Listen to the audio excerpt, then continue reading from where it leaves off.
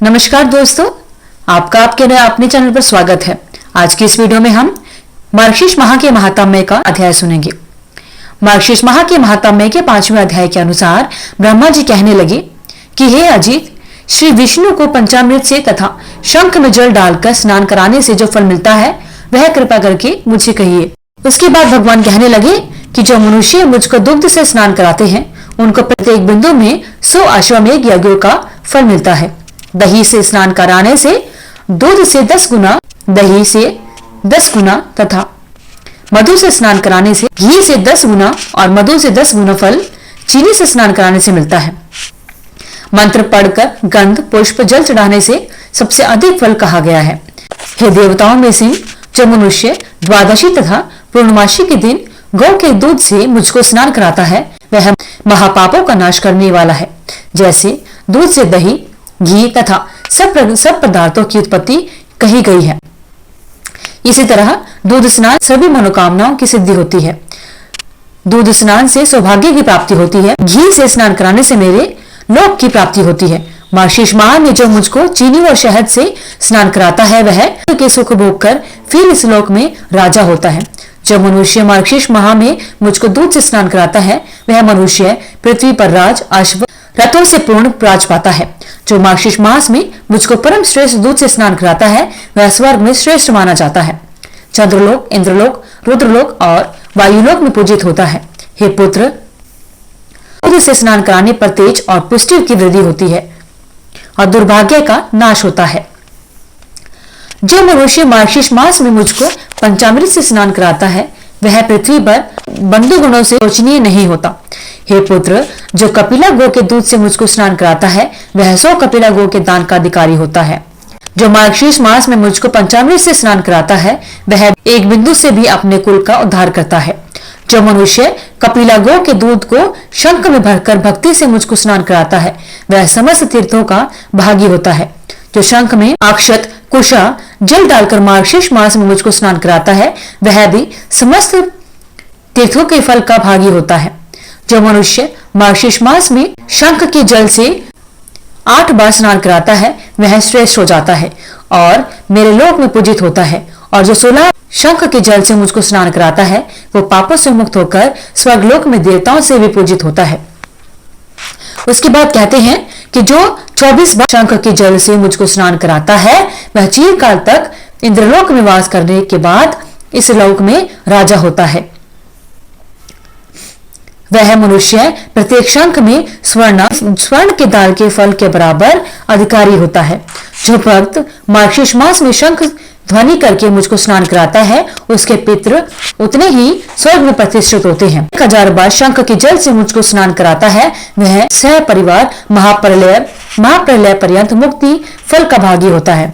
हे सुर श्रेष्ठ, जो नित्य ही शंख जल से मुझको स्नान कराता है वह नित्य ही गंगा स्नान का भागी होता है और देवता के समान अनंत के फल करता है। हे पुत्र, जो नमो नारायण इस मंत्र को पढ़कर शंख के जल से मुझको स्नान कराता है वह समस्त पापों से मुक्त हो जाता है। जो शंख में तिल और चरणामृत रखकर वैष्णव महात्मा जनों को देता है वह चंद्रायण व्रत के फल का भागी हो जाता है। नदी, कूप, तल और बावड़ी के जल को भी शंख में स्नान रखने से सब गंगा के जल के तुल्य हो जाता है। जो वैष्णव मेरे चरणामृत को लेकर शील से धारण करता है वह तपस्वियों से भी श्रेष्ठ मुनि है। हे पुत्र, त्रैलोक्य में जितने भी तीर्थ हैं वह सब मेरी आज्ञा से हैं। इस लोक में शंख में वास करते हैं, इसी कारण शंख को श्रेष्ठ कहा गया है। जो वैष्णव मार्गशीर्ष मास में शंख में जल भरकर मंत्रों से मुझको स्नान कराता है उस पर मैं अत्यंत प्रसन्न होता हूँ। शंख के आदि भाग में चंद्रमा देवता, शंख के कुक्षी भाग में वरुण देवता, शंख के पृष्ठ भाग में प्रजापति देवता और शंख के अग्र भाग में गंगा तथा सरस्वती वास करती है। जो इन देवताओं का नाम लेकर आलस्य रहित होकर मुझे स्नान कराता है उनकी पुण्य की संख्या देवताओं से भी नहीं होती। हे देवेश, जिसने मेरे सामने पुष्प जल अक्षत से युक्त होकर शंख पूजन किया उसके घर में सर्वत्र वाली लक्ष्मी वास करती है। जो शंख को चंदन से पूर्ण कर मेरा भजन करता है तो मुझे 100 वर्ष के लिए सुख प्राप्त होता है। जो शंख में जल पुष्प और अक्षत रखकर मुझे अर्घ देता है उसके अनंत पुण्य प्राप्त होते हैं। तो शंख में अर्घ लेकर मेरी प्रदक्षिणा करता है, उस प्रदक्षिणा से सप्तित होकर वह पृथ्वी की हो जाती है। जो वैष्णव मेरे सर पर घुमाकर शंख जल से मंदिर का छिड़काव करता है, उसके घर में कभी अशुभ नहीं होता। जो मेरे चरण जल को लेकर शंख में रखकर अपने सिर लगाता है, उसको ना तो मानसिक चिंता होती है, न ग्लानि होती है और ना ही नारकीय भय होता है। सिर पर शंख जल को देखकर राक्षस, पिशाच, सर्प और दानव यह सब 10 दिशाओं में भाग जाते हैं। उच्च स्वर से वाद्य बजाकर मांगलिक गीत स्वर से भक्ति पूर्वक मुझे स्नान कराता है, वह अवश्य जीवन से मुक्त हो जाता है। इति श्री श्री स्कंद पुराण मार्गशीर्ष माह के महात्म्य का 5वां अध्याय संपूर्ण होता है। मार्गशीर्ष माह के महात्म्य के 6 अध्याय के अनुसार ब्रह्मा जी कहने लगे कि हे भगवान, घंटानाद और चंदन का महात्म्य ठीक ठीक कहिए। उसके बाद भगवान कहने लगे कि हे देवेश, जो स्नान और पूजन के समय घंटा नाद करता है, उसका फल सुनिए। वह मनुष्य हजारों असंख्य कोटि वर्ष पर्यंत अप्सराओं से सेवित मेरे लोक में वास करता है, क्योंकि घंटा समस्त बाजी और देवताओं का वास कहा गया है। इसलिए सब प्रकार से घंटा नाद करावे। समस्त वाद्यमयी मुझको अत्यंत प्रिय है। इसके वादन से शतकोटि यज्ञ का फल प्राप्त होता है। विशेष करके मेरे पूजन के समय मेरी और घंटानाद करे 1000 मनवंतर पर्यंत तक तथा असंख्य मनवंतर वर्ष में मैं प्रसन्न रहता हूँ। मृदंग और शंखनाद के ओंकार ध्वनि को मिलाकर अर्थात ओंकार ध्वनि को करता हुआ मेरा पूजन करता है, वह व्यक्ति निरंतर मोक्ष को प्राप्त होता है। हे पुत्र, जिस जगह मेरे सामने नाद से युक्त वैष्णवों से पूजित घंटा स्थित रहता है, वहां पर मुझको स्थिति समझो। जो मेरे सामने गरुड़ की चिन्ह से युक्त अथवा सुदर्शन चक्र के चिन्ह से युक्त घंटे को स्थित करता है, उसके सब पापों को मैं हर लेता हूँ। मेरे पूजन के समय घंटानाद करता है, उसके 100 जन्मों के पाप को मैं हर लेता हूँ। जो मेरे पूजन के समय अथवा शयन के समय घंटानाद करता है, उसको कोटि गुना फल मिलता है। जो मनुष्य गरुड़ पर स्थित चक्र, गदा, पद्य से युक्त तथा लक्ष्मी से युक्त कुछ देवेश का पूजन करता है, उनको देवता दर्शन, व्रत, दान, उपवास और तीर्थ करने की कोई आवश्यकता नहीं होती। जो मनुष्य कलयुग में गरुड़ के ऊपर मेरी मूर्ति स्थापित करेंगे, वह कल्प कोटि वर्ष पर्यंत वास के लिए मेरे परम पद को पाएंगे। जो मेरे सामने मंदिर में या घर में गरुड़ से युक्त घंटा को स्थापित करते हैं, वहां पर सहस्त्र कोटि देवता और तीर्थवास करते हैं। जो एकादशी को तथा रात्रि को मेरी वासना से युक्त होकर गरुड़ पर स्थित मेरी पूजा करता है, वह धन्य है। और गान नृत्य करता है, वह नरक में गए पितरों को भी तार देता है। हे पुत्र सुनो, मैं और भी घंटा के महत्व में कहता हूँ। जो घंटा मेरे सामने मेरे नाम से अंकित और वैष्णवों से पूजित होकर जहां पर रहता है, वहां पर मुझे ही स्थित समझो। जो गरुड़ से युक्त घंटा को मेरे स्नान, पूजन, चंदन विलेपन और धूप और दीप के समय बजाता है, वह प्रतिदिन मेरे सामने इस नाम से 10,000 यज्ञ इतने ही गोदान और असंख्य चंद्रायण व्रत के फल का भागी होता है। घंटानाद के साथ विधि से सहित भी पूजा सफल होती है और मेरे परम पद प्राप्त होता है। गरुड़ से चिन्हित तथा चक्र से चिन्हित घंटा कोटि जन्म के भय को नाश करता है। हे देवेश, गरुड़ से चिन्हित घंटे को देखकर मैं प्रतिदिन वैसे ही प्रसन्न होता हूँ जैसे निर्धन मनुष्य लक्ष्मी को देखकर प्रसन्न होता है। जो घंटा दंड के ऊपर शीर्ष भाग में चक्र को अथवा मेरे प्रिय गरुड़ को स्थापित करता है, वह तीनों लोकों को स्थापित करता है। जो अंत समय में घंटा के नाद को सुनता है, कोटि पापों से मुक्त होकर भी यमराज के दूत उसके समीप नहीं आते। हे पुत्र, घंटानाद के समस्त पाप नष्ट हो जाते हैं और देवताओं, रुद्रों तथा पुत्रों के उत्सव का कारण होता है। गरुड़ के अथवा चक्र के चिन्हों से चिन्हित न रहने पर भी घंटा नाद से मैं भक्तों पर प्रसन्न होता हूँ। जिसके घर में गरुड़ से चिन्हित घंटा रहता है, उस घर में सर्पों का भय नहीं होता और अग्नि तथा वज्रघात का भी भय नहीं रहता। जिसके घर में मेरे सामने घंटा और शंख स्थित नहीं होता, वह कैसे भगवान और कैसे मेरा प्रिय हो सकता है। अब मैं चंदन का महत्व मैं तुमसे कहता हूँ। जिसको मेरे अर्पणा करने से निसंदेह मुझे अत्यंत प्रसन्नता होती है। पुष्प, कपूर, कस्तूरी, जायफल से युक्त चंदन को अथवा मुझको अत्यंत सुखदायी तुलसी के चंदन को मेरे लिए नित्य ही देता है। मनुष्य में श्रेष्ठ कली में भगवान का भक्त अनंत युग पर्यंत स्वर्ग में जाकर वास करता है। जो तुलसी काष्ठ को मेरे लिए देता है अथवा मालती के पुष्पों से मेरा पूजन करता है, वह फिर भी माता के स्तन से दुग्ध पान करने वाला नहीं होता अथवा वह फिर जन्म नहीं लेता। मैं तुलसी काष्ठ के चंदन को अर्पण करने से 100 जन्मों में किए हुए पापों को नष्ट कर देता हूँ, क्योंकि समस्त देवताओं को तुलसी काष्ठ का चंदन अति प्रिय है। वैसे ही पितरों को भी विशेष करके अति प्रिय है। जब तक अति पवित्र तुलसी काष्ठ का चंदन मेरे लिए पूजा में अर्पित देखने में नहीं आता, तभी तक श्री खरार चंदन श्रेष्ठ है, और तभी तक अंगूर श्रेष्ठ है, और तभी तक कस्तूरी और कर्पूर सुगंधित है। जो लोग कलयुग में मेरे लिए मार्गशीर्ष मास में तुलसी काष्ठ का चंदन देते हैं, वे कृतार्थ हो जाते हैं, इसमें कोई संदेह नहीं है। जो भगवान होकर कलयुग में मार्गशीर्ष मास में तुलसी काष्ठ के चंदन को नहीं देता है, वह मनुष्य भगवान नहीं है। जो मार्गशीर्ष मास में कुमकुम, अंगूर, कस्तूरी, श्रीखंड और चंदन से मेरे शरीर में लेप करता है, वह कोटि कल्प पर्यंत स्वर्ग में वास करता है। जब कर्पूर अंगूर को मिलाकर चंदन से और मुझको विशेष रूप से प्रिय कस्तूरी से लेपन करता है और शंख में चंदन रखकर उस चंदन मेरे लेपन करता है, तो मैं उससे 100 वर्ष के लिए प्रीति करता हूँ। जो सदैव मार्गशीर्ष मास में भक्ति पूर्वक तुलसी पत्रों से तथा आंवलों से मेरी नित्य सेवा करता है, वह इच्छित फल का भागी होता है। इति श्री स्कंद पुराण मार्गशीर्ष मास महात्म्य का 6वां अध्याय समाप्त होता है।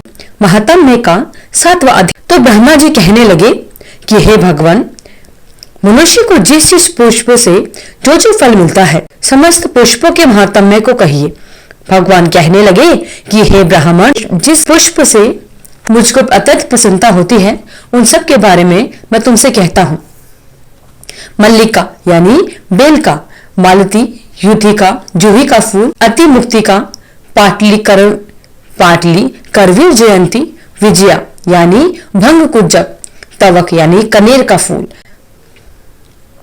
चंपक यानी चंपा का फूल, चातक, कुंद, कचूर, अशोक, तिलक, ये पुष्पों के भेद मेरे पूजन में श्रेष्ठ कहे गए हैं। केतकी के पत्र और पुष्प, भंगरा, तुलसी के पत्र और पुष्प, यह सब तत्काल मेरी प्रीति को बढ़ाने वाले हैं। जल से उत्पन्न होने वाले रक्त नील श्वेत के कमल मार्गशीर्ष मास में मुझको अत्यंत प्रिय है। हे पुत्र, मुझको वही पुष्प प्रिय है जो सुंदर तथा रूप, रस और गंध से युक्त होते हैं। मुझको बिना गंध के पुष्प भी सिवाय केतकी के सब प्रिय हैं।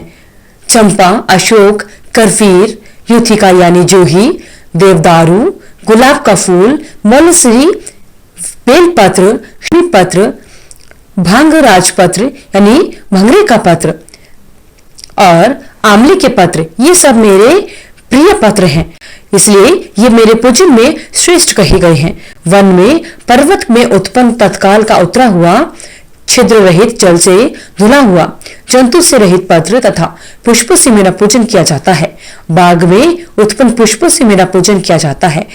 विशेष जाति के पुष्पों से मेरा पूजन करना विशेष फल को देने वाला माना जाता है। तप, शील और गुणों से युक्त वेद के पारंगत पात्र ब्राह्मण को 10 तोला सोना दान देने से जो फल मिलता है, वह मनुष्य मार्गशीर्ष मास में पुष्प के दान से प्राप्त कर लेता है, तथा जो एक द्रोण पुष्प को मेरे लिए देता है, उसको 10 तोले सोने से भी अधिक फल की प्राप्ति होती है। अब गुणों का भेद सुनिए। 1000 द्रोण पुष्पों से इंद्र का पुष्प अधिक श्रेष्ठ फल देता है। 1000 रविंद्र पुष्पों से एक शमी पुष्प, 1000 शमी पुष्पों से एक बेल पुष्प और 1000 बेल पुष्पों से एक वक पुष्प तथा 1000 वक पुष्पों से एक नद्यावर्त पुष्प और 1000 नद्यावर्त पुष्पों से एक करवीर पुष्प, उसके साथ 1000 करवीर पुष्पों से एक श्वेत करवीर पुष्प, 1000 श्वेत करवीर पुष्पों से एक पलाश यानी ढाक का पुष्प, 1000 पलाश पुष्पों से एक कुश का पुष्प तथा 1000 कुश के पुष्पों से एक वनमाला तथा 1000 वनमालाओं से एक चंपा का पुष्प और 100 चंपा के पुष्पों से एक अशोक का पुष्प और 1000 अशोक पुष्पों से एक सेवती का पुष्प, 1000 सेवती के पुष्पों से एक कुंजक का पुष्प, 1000 कुंजक के पुष्पों से एक मालती का पुष्प, 1000 मालती के पुष्पों से एक संध्या पुष्प और 1000 संध्या पुष्पों से एक त्रिसंध्या पुष्प और 1000 त्रिसंध्या पुष्पों से एक लाल रंग का त्रिसंध्या पुष्प, 1000 लाल रंग के त्रिसंख्या पुष्पों से एक श्वेत रंग का त्रिसंध्या पुष्प, 1000 श्वेत रंग के त्रिसंध्या पुष्पों से एक कुंद पुष्प और 1000 कुंद पुष्पों से एक जाति पुष्प यानी जायफल का पुष्प श्रेष्ठ है। इन समस्त जातियों के पुष्पों से पूजन किया जाना उत्तम है। जो 1000 जाति पुष्पों की सुंदर माला मुझे अर्पण करता है उसका फल सुनो। यह पुरुष 1000 कोटि कल्प वर्ष पर्यंत तथा असंख्य कोटि वर्ष पर्यंत मेरे समान पराक्रमशाली होकर मेरे पूर्व में वास करता है। मेरे पूजन में जिन जिन वृक्षों के पुष्प उत्तम कहे गए हैं उन पुष्पों के अभाव में उन वृक्षों के पत्रों और फलों से भी मेरा पूजन हो सकता है। इन पत्र पुष्प और फलों से पूजन करता हुआ प्रत्येक पत्र पुष्प फलों से 10 स्वर्ण दान के फल का भागी होता है। इस मार्गशीर्ष मास में इन विभिन्न जाति के पुष्पों से मेरा पूजन करते हैं उस पूजन से मैं अत्यंत प्रसन्न होता हूँ और उन पूजकों को भक्ति देता हूँ, इसमें कोई संशय नहीं है। हे देवेश, मेरा वह भक्त धन पुत्र स्त्री आदि जिन भी चीजों की इच्छा करता है वह इन पुष्पों से प्रसन्न होकर मैं उन सबको दे देता हूँ। इति श्री स्कंद महापुराण मार्गशीर्ष मास के महात्म्य का 7वां अध्याय संपूर्ण होता है। बोलिए भगवान श्री हरि विष्णु की जय। तो इस प्रकार भक्तजनों मार्गशीर्ष मास के महात्म्य का 7वां अध्याय संपूर्ण होता है। कल की वीडियो में हम मार्गशीर्ष मास के महात्म्य का 8वां अध्याय सुनेंगे। यज्ञ को करने वाला, यज्ञ को करना, वेदों को पढ़ना, दान देना तथा तीर्थों में स्नान करना, संन्यास तथा योग को धारण करने से मैं किसी की वशीभूत नहीं होता, किंतु मार्गशीर्ष मास में स्नान, दान, पूजन, ध्यान, मौन, जप आदि करने से मैं सहज ही वश में हो जाता हूँ। अन्य मासों में यह सब कर्म करने से वश में नहीं होता। यह मैंने तुमसे अत्यंत गुप्त बात कह दी है। सर्वत्र निवास करने वाले देवताओं ने जब मेरी प्राप्ति के लिए यह अत्यंत सुलभ उपाय देखकर अन्य धर्म आदि श्रवण से इस मार्गशीर्ष को गुप्त कर दिया, अतः मेरे भक्तों को मेरी प्राप्ति के साधन समझकर मार्गशीर्ष मास का सेवन अवश्य करना चाहिए। जो मनुष्य इस भारत वर्ष में मार्गशीर्ष मास के व्रत का सेवन नहीं करते हैं वे पाप रूप हैं, क्योंकि वे कली काल से अत्यंत मोहित हो रहे हैं। हे वत्स, 8 मासों में स्नान, दान, व्रत, पूजन से जो फल मनुष्य को प्राप्त होता है उतना ही फल मकर के सूर्य होने पर माघ मास में हो जाता है। माघ मास से 100 गुना फल वैशाख मास व्रत के सेवन से मिलता है और उस वैशाख मास के सेवन से 1000 गुना अधिक फल तुला के सूर्य होने पर कार्तिक मास के व्रत करने से मिलता है। परंतु कार्तिक मास व्रत करने की अपेक्षा कोटि गुना अधिक फल वृश्चिक के सूर्य होने पर मार्गशीर्ष मास में प्राप्त होता है। इस कारण मार्गशीर्ष मास समस्त मासों श्रेष्ठ है और मुझको अत्यंत प्रिय है। हे पुत्र, जो मनुष्य मार्गशीर्ष मास में प्रातःकाल उठकर विधि पूर्वक स्नान करता है उससे प्रसन्न होकर मैं उसकी सभी इच्छाएं पूरी करता हूँ। हे पुत्र, इसमें मैं तुमसे एक इतिहास का वर्णन करता हूँ, सो तुम ध्यान से सुनो। पहले पृथ्वी तल में नंदगोप नाम का प्रसिद्ध महात्मा हुआ। गोकुल में उसकी हजारों परम सुंदर कन्याएं हुई। मेरे कथन के अनुसार उन कन्याओं ने मार्गशीर्ष मास में विधि पूर्वक प्रातः स्नान और पूजन किया तथा भोजन और नमस्कार किया। इस प्रकार उनके व्रत करने से मैं उन पर अत्यंत प्रसन्न हुआ। मैंने प्रसन्नता से उन कन्याओं वर प्रदान किया। इसलिए प्रत्येक मनुष्य को यथा विधि मार्गशीर्ष मास का व्रत करना चाहिए। इति श्री स्कंद पुराण मार्गशीर्ष मास महात्म्य का पहला अध्याय संपूर्ण होता है। बोलिए भगवान श्री हरि विष्णु की जय। तो इस प्रकार भक्तजनों, मार्गशीर्ष माह के महात्म्य का पहला अध्याय संपूर्ण होता है। कल की वीडियो में हम मार्गशीर्ष माह के महात्म्य का दूसरा अध्याय सुनेंगे। अगर आपको इस वीडियो में दी हुई जानकारी अच्छी लगी तो वीडियो को लाइक करें, शेयर करें, चैनल को सब्सक्राइब करके बेल आइकन को जरूर प्रेस करें ताकि आगे आने वाली वीडियोस की सभी नोटिफिकेशन आप तक समय से पहुंचती रहे।